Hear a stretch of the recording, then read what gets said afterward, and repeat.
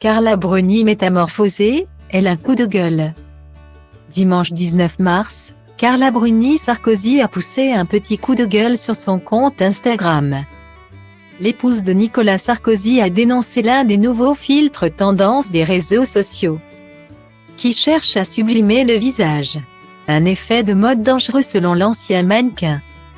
Ces derniers temps, Carla Bruni Sarkozy s'est montrée particulièrement active sur les réseaux sociaux. Et pas toujours de la meilleure des manières.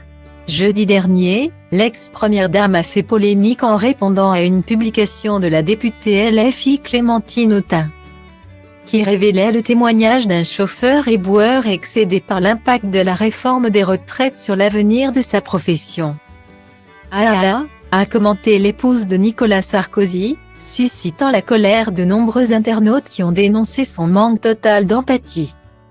Mais Carla Bruni sait aussi faire plaisir à ses abonnés Instagram en dévoilant de beaux clichés, aussi bien de sa famille que de l'époque dorée où elle arpentait les podiums des plus grands créateurs.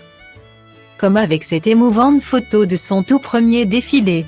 Sauf que la maman de Julia peut aussi sortir les griffes quand certains sujets lui tiennent à cœur.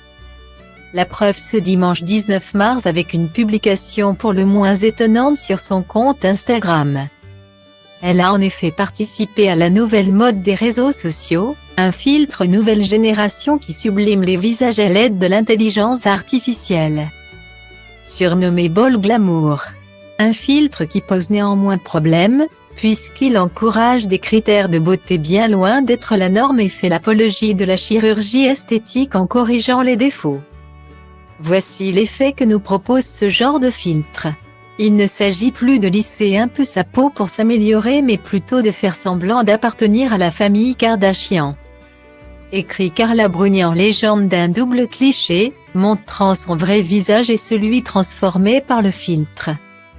Une tendance dangereuse selon l'ancien mannequin, bien décidé à l'interdire aux plus jeunes. On se demande quelle est l'époque qui prétend que la séduction se résume à un tel visage.